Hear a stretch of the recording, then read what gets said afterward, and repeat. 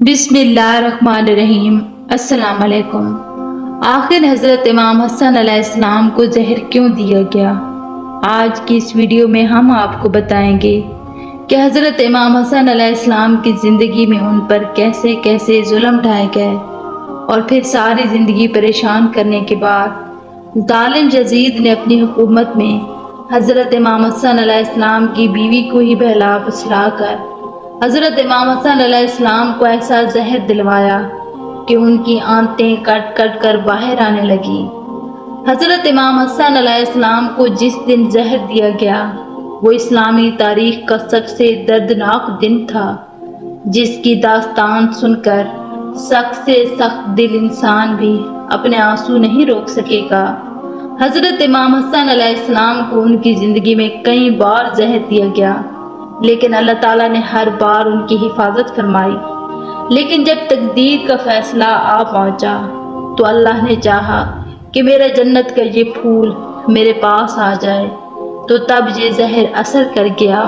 हज़रत इमाम हसन अलैहिस्सलाम ने तो जहर देने वाले का नाम तक नहीं बताया, लेकिन तारीख लिखने वालों ने जो लिखा है वो आपके सामने पेश करते हैं।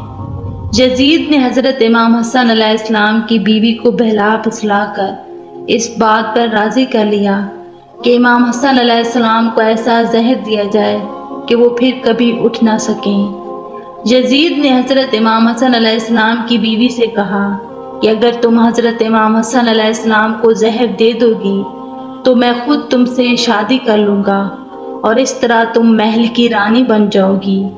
यजीद बहुत अरसे से साजिश में था कि वो किसी तरह से हज़रत इमाम हसन अलैहिस्सलाम और हज़रत इमाम हुसैन अलैहिस्सलाम को अपने रास्ते से हटा सकें, क्योंकि यजीद जानता था कि जब हज़रत इमाम हसन और हुसैन अलैहिस्सलाम रास्ते से हट जाएंगे तो वो पूरी सल्तनत पर अकेला राज कर सकेगा। यजीद ने जब हज़रत इमाम हसन अलैहिस्सलाम की बीवी को जहर देने को कहा तो वो लालच में आकर राज़ी हो गई और हज़रत इमाम हसन अलैहिस्सलाम को कई बार जहर दिया, लेकिन हर बार जहर का हज़रत इमाम हसन अलैहिस्सलाम पर अल्लाह के हुक्म से कोई असर न होता था। आखिर हज़रत इमाम हसन अलैहिस्सलाम की बीवी ने हीरे को अच्छी तरह पीस कर उसे पानी में मिलाकर उस घड़े में डाल दिया, जिससे हज़रत इमाम हसन अलैहिस्सलाम रात को उठकर पानी पिया करते थे। सन 50 हिजरी 17 सफ़र की रात हज़रत इमाम हसन अलैहिस्सलाम रात को सो रहे थे कि अचानक उनको प्यास लगती है, तो वो अपनी बहन हज़रत ज़ैनब को आवाज़ देते हैं। हज़रत बीबी ज़ैनब उस वक़्त मुसल्ले पर बैठी अल्लाह की इबादत कर रही होती हैं। बड़े भाई की आवाज़ सुनी तो जल्दी से अपने भाई के पास पहुंचती हैं। तब हज़रत इमाम हसन अलैहिस्सलाम ने फरमाया कि बीबी ज़ैनब, मैंने बड़ा अजीब ख्वाब देखा है, मैं वो तुम्हें बताना चाहता हूँ। बीबी ज़ैनब ने फरमाए भाईजान, क्या ख्वाब देखा है? तब हज़रत इमाम हसन अलैहिस्सलाम ने फरमाया कि मैंने ख्वाब में देखा कि मेरे नाना हज़रत मोहम्मद सल्लल्लाहु अलैहि वसल्लम और मेरे वालिद हज़रत अली और मेरी वालदा बीबी फातिमा मुझे जन्नत की सैर करा रही हैं। मैंने अपने नाना हुजूर सल्लल्लाहु अलैहि वसल्लम से शिकायत की कि ऐ नाना जान, आपके जाने के बाद मदीना में मुझे और मेरे भाई हज़रत इमाम हुसैन अलैहिस्सलाम को बहुत सताया गया और लोग मेरे माँ बाप को बुरा भला कहते रहे। तो इस पर नाना जान बोले कि ऐ मेरे बच्चे, परेशान ना हो, तुम बहुत जल्द ही मुझसे मिलने वाले हो। ये बात जैसे ही बीबी ज़ैनब ने सुनी तो उनकी आंखों में आंसू आ गए और वो समझ गईं कि अब मेरे बड़े भाई हज़रत इमाम हसन अलैहिस्सलाम के साथ कुछ होने वाला है। बीबी ज़ैनब के वालिद हज़रत अली और वालदा बीबी फातिमा ने तो बहुत पहले ही उनका साथ छोड़ दिया था और अब मासूम बीबी ज़ैनब के दोनों भाई हज़रत इमाम हसन अलैहिस्सलाम और हज़रत इमाम हुसैन अलैहिस्सलाम ही सहारा थे। बीबी ज़ैनब की आंखों से बेख्तियार आंसू बहे जा रहे थे। तब हज़रत इमाम हसन ने फरमाया कि बहन, मुझे प्यास लग रही है, पानी पिला दो। बीबी ज़ैनब घड़े से पानी लेने लगती हैं। इस बहन को क्या पता था कि जिस बात से वो डर रही है वही आज ही होने जा रहा है। بہن نے گھڑے سے پانی نکال کر بھائی کو پلا دیا۔ یہ وہ پانی تھا جس میں امام حسن کی بیوی نے زہر ملا رکھا تھا۔ زہر والا پانی پینے کے کچھ دیر بعد ہی حضرت امام حسن علیہ السلام کی آنتیں اندر ہی اندر کٹنے لگیں اور آپ کو خون کی الٹیاں شروع ہو گئیں اور آنتیں کٹ کٹ کر باہر گرنے لگیں۔ یہ دیکھ کر بی بی زینب بہت ڈر گئیں اور رونے لگی۔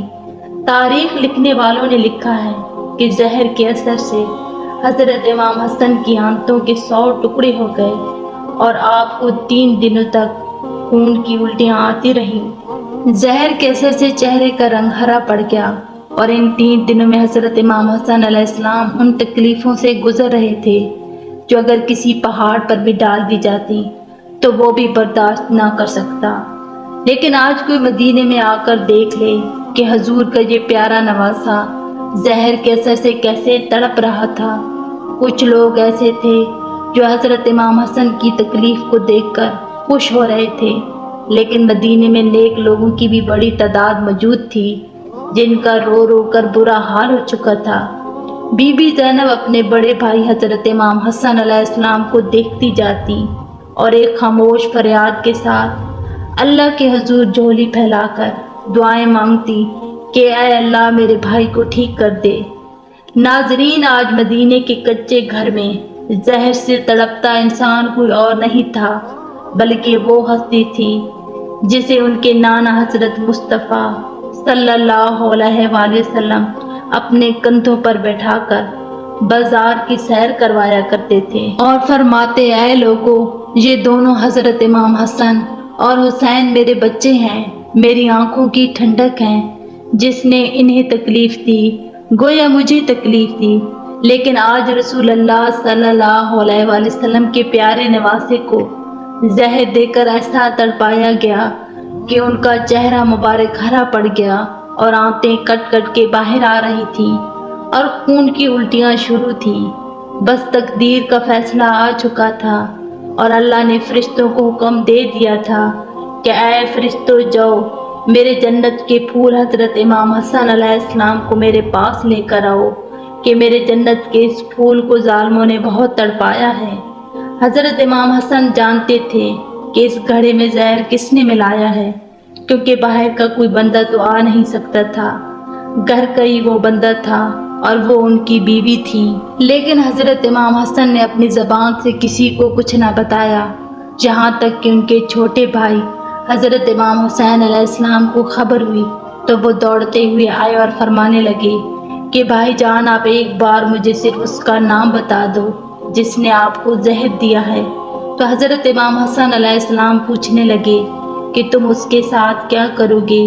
تو فرمایا کہ میں اسے قتل کر دوں گا۔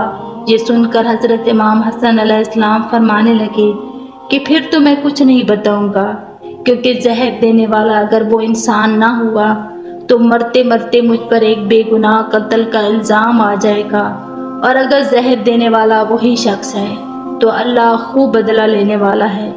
پھر 3 دنوں بعد وہ دن بھی آیا کہ جب امام حسن علیہ السلام کو اپنی وفات بہت قریب نظر آنے لگی تو اپنے چھوٹے بھائی حضرت امام حسین علیہ السلام سے فرمایا کہ جاؤ اور میری نانی حضرت عائشہ سے پوچھ کر آؤ کہ آپ کا نواسا حضرت حسن اپنے نانا حضرت مصطفیٰ صلی اللہ علیہ وآلہ وسلم کے قدموں میں دفن ہونا چاہتا ہے، کیا آپ کی اجازت ہے؟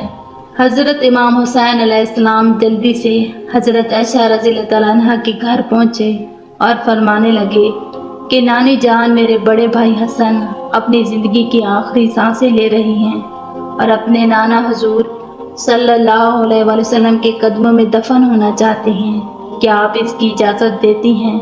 حضرت عائشہ رضی اللہ تعالیٰ عنہ بھی اپنے نواسے کی ایسی حالت سن کر رو رہی تھی۔ حضرت حسین علیہ السلام کی یہ بات سنتے ہی فرمانے لگی ہاں، میری طرف سے پوری اجازت ہے۔ لیکن جب حضرت حسین علیہ السلام نے آ کر یہ بات اپنے بڑے بھائی حضرت حسن علیہ السلام کو سنائی تو وہ فرمانے لگے کہ اے حسین، مجھے ڈر ہے کہ کہیں نانی نے میری لاج میں یہ اجازت نہ دی ہو، اس لیے جب میری وفات ہو جائے تو پھر سے ایک بار اجازت مانگ لینا اگر اس وقت اجازت دے دیں تو وہی دفن کر دینا، ورنہ مسلمانوں کے قبرستان کے بیچ میں میری قبر بنانا۔ اے حسین، ایک بات کا خیال رکھنا کہ نانا کے قدموں میں قبر بنتے وقت اگر کچھ لوگ مخالفت کریں تو لڑائی جھگڑا مت کرنا، اور ایسی حالت میں مجھے میری امی فاطمہ کے بغل میں لے جا کر دفن کر دینا۔ آخر وہ وقت آیا کہ حضرت امام حسن نے کلمہ پڑھا اور جان اپنے اللہ کے حوالے کر دی۔ وفات ہوتے ہی ہر طرف کوہرام مچ گیا، بازاروں اور شہروں سے لوگ سمٹ سمٹ کر مدینہ آنے لگے، اور ایسی بھیڑ جمع ہوئی کہ ایک راوی لکھتے ہیں کہ حضرت امام حسن علیہ السلام کے جنازے میں اتنے لوگ تھے کہ اس وقت اگر ایک سوئی بھی پھینکی جاتی تو وہ بھی شاید لوگوں کی اتنی بڑی تعداد ہونے کی وجہ سے زمین پر نہ گر پاتی۔ حضرت امام حسن علیہ السلام کو غسل دے کر کفن پہنایا گیا اور پھر جنازہ تیار کر کے مسجد نبوی کے سامنے لے جا کر رکھ دیا گیا۔ ایک اصحابی نے آگے بڑھ کر حضرت امام حسن علیہ السلام کا جنازہ پڑھایا اور پھر اسے لے کر حضور صلی اللہ علیہ وآلہ وسلم کے حضور کی طرف چل دیے۔ لیکن جیسے ہی مروان کے لوگوں کو اس بات کی خبر ہوئی کہ حضرت امام حسن علیہ السلام کو حضور صلی اللہ علیہ وآلہ وسلم کے قدموں میں دفن کیا جائے گا تو سبھی تلواریں لے کر لڑنے آ گئے اور کہنے لگے کہ جب ہمارے خاندان کے ایک فرد حضرت عثمان کو اس جگہ دفن نہیں ہونے دیا تو اب ہم حضرت امام حسن علیہ السلام کو بھی یہاں دفن نہیں ہونے دیں گے۔ یہ سن کر حضرت امام حسین علیہ السلام غصے میں آ گئے اور فرمانے لگے کہ تم لوگ ہوتے کون ہو جو میرے بھائی کو اپنے نانا کے بغل میں دفن ہونے سے روکنے والے؟ یاد رکھنا کہ تم میں سے جو میرے راستے میں آئے گا میں اس کی گردن کاٹ ڈالوں گا۔ ایسا عالم تھا کہ مروان کے لوگوں اور حضرت امام حسین علیہ السلام کی جنگ چھڑ جاتی اور مدینہ پھر سے صحابہ کرام کے پاکیزہ خون سے بھر جاتا۔ لیکن اسی وقت حضرت ابو ہریرہ آگے بڑھے اور فرمانے لگے کہ تم کیسے ظالم ہو کہ حضور صلی اللہ علیہ وآلہ وسلم کے اپنے نواسے کو بھی نانا کے بغل میں دفن نہیں ہونے دیتے۔ لیکن اس بات کا اثر مروان کے لوگوں پر کچھ نہ پڑا اور وہ تلواریں لے کر جنگ پر اڑے رہے۔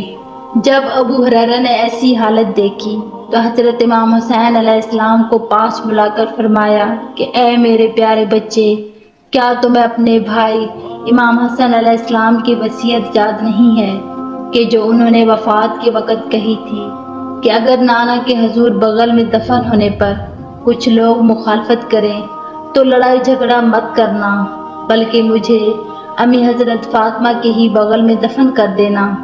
یہ بات سنتے ہی حضرت امام حسین علیہ السلام کا غصہ کچھ ٹھنڈا ہوا اور فرمانے لگے چلو جنت بقیع میں میری امی فاطمہ کے بغل میں ہی قبر کھودتے ہیں، آج اسی جگہ میرے بھائی امام حسن علیہ السلام کو دفن کیا جائے گا۔